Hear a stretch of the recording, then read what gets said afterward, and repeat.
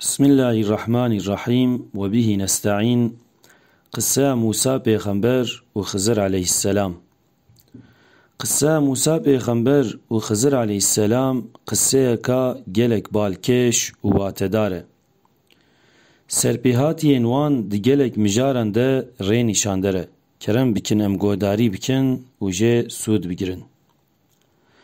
موسى پیغمبر و هوالی کیویه جوان به هفره بریوت شون.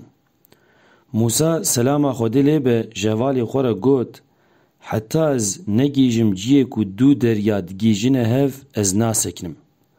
آنجی دمکا دریج از بریو هرم. دما گیشتن که دو بحر لاقی هف دبن موسى جوالی خورا گوت ام دوی ریویتیه ده دوی سفره ده گلک وستیان و برچی بون. شکرم خو فراوینا ما بینه ام ماسی خو بخون. خورت موسى پیغمبر را گوت ویلا تدید دما مخو سپارت کفری مزن من ماسی لورج بیر کر لعنت الشیطان وی داج بیر کرن نشت وره بیرامن ماسی د دریای کی ده با آوای کی عجیب ریک گرتبو و چوبو. موسى پیغمبر جویج بیر کرنه گلک کیف خوش بو شخوه وی کت خواست لورا موسى پیغمبر لپی شوپا خضر علیه السلام بو وش طرف خوده جیرا هاتو گوتن تیویلجیه ماسی هاتیه جبیر کرن ببینی دما وگریان خضر علیه السلام دیتن خوده جل جلاله جرحمو کرما خواه علمی لدنی دابو خضر علیه السلام بسایا علمی لدنی حقیقت و راستیا هر تشتی زانبو. موسى پیغمبر جیرا گوت که دستورات هبه از دخوازم لطپای تورم قنا علم خوده هینه تکریه توجی هینه من بکی. نبی خضر گوت ای موسى تونکاری هوالتیا من بکی لبر تشتین کت راستیاوی حقیقتاوی نظام بی تیچوا صبر بکی. موسى پیغمبر گوت وصا نبیجه به ازنا خوده تی ببینی از صبر بکم و لبر ترانابم. نبی خضر گوت باشه لبل شرطه که من هیه حتی اشتره اشکره نکم جمن تو تشتی پرس نکه. موسى پیغمبر و شرط قبول کر و به هفرکتن ری. دما سوار کشتی بون نبی خضر گمیه قل کر.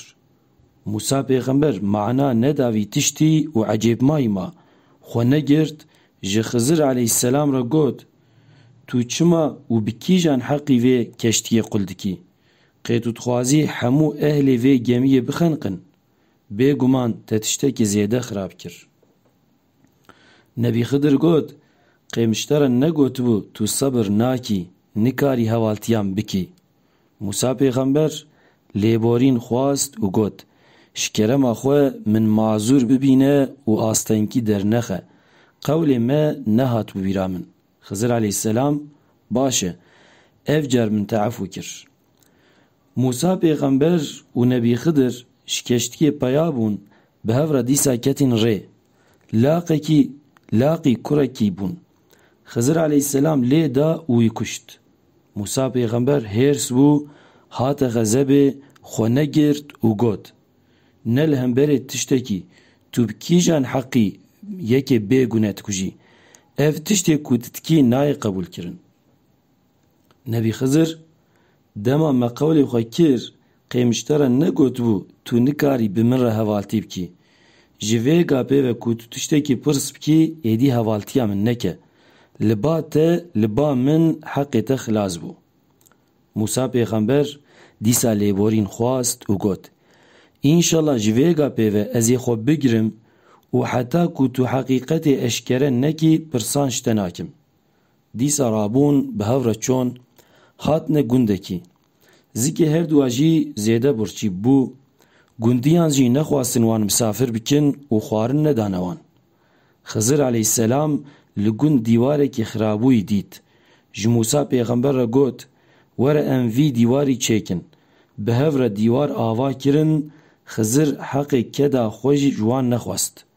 موسى پیغمبر زیده برچی بو جبر ویکی جبر زکی والا بو خو نگرد و خضر را گوت ku te bixwasta te dikaribû heqê çêkirina dîwar bistandana. Mê jî bi vî awayê zikê xwe tijî kirbûna. Xizir aleyhisselam jê re got, ev gotina te bû sebeba veqetandina me. Ji vêga pêve êdî tu nikarî bi min re hevaltî bikî. Vêga ez ê ji te re heqîqeta tiştê min kiriye bibêjim. Piştî jî oxira te ya xêrê be. Belê, ew sefîna min qul kir, yê dû mirovê feqîr bûn. Ji xwe re di behrê de dixebitîn, min xwast gemiya wan eyîbtar bikim, lewra li pişt wan qiralekî zalim hebû, dest didanî hemû keştikên bêkê masî. Hay wan jî ji vê yekî tune bû. Min tê de quleka piçûk veda, bi vê qusûrê nox jî nabe, ji xwe dema vegerin mala xwe ê gemiya xwe dîsa çêkin. Bi vê awayê min bi wan re qencî kir. Vêga em werin ew kurkê min kuşt. Ew xulam yekê muzir û xirab bû. Dê û bavê wî jî mirovên mu'min û gelek qenc bûn. Em tirsiyan ku zarar bide wan bixe gunehan û wan baj û kufr û tuğyanê. Me ji Xwedê xwast ku dişûna wî kurê xirab de ewladekî salih û bi rehm bide wan. Emma ew dîwarê me çêkir, yê dû zarokên yetîm bûn.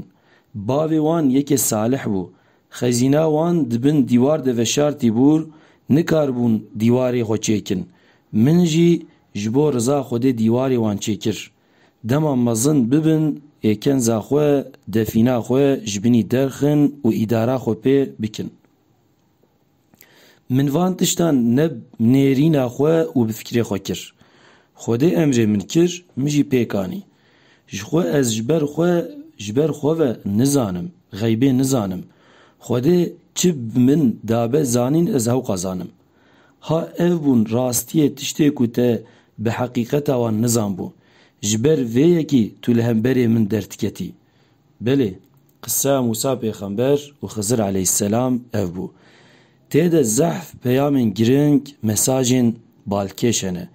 Divê em jê ders û îbret bigirin. Hinek mesaj ev in. Xwedê çi bike, xêr dike. Karê Xwedê ecêb û hemû bi hikmet in. Aqilê mirov negire jî divê li gor emr û qanûnê Xwedê gav bavêje û teslîmê emr û nehyê Xwedê bibe. Lêborîn xwastin ji kemalê aql e. Yê baxşandin xwast divê mirov wî efû bike. Ji qusûr û xeletiyan re sunûrek heye. Xwedê çi bike bi qîma xwe ye. Lewra Xaliq, Xwedî ew e. Tiştê em ji bo xwe şer dibînin, dibe ku ji me re xêr be. Biryarên, qerarên li gor zahîr carna xelet in. Zanna xirab mirov ji heqîqetê dûr dixe. Mirov çiqa zana be jî yê zanatir jê ne. Divê mirov xwe mezin nebîne û ji bo ilm rêwetî bike û hewt.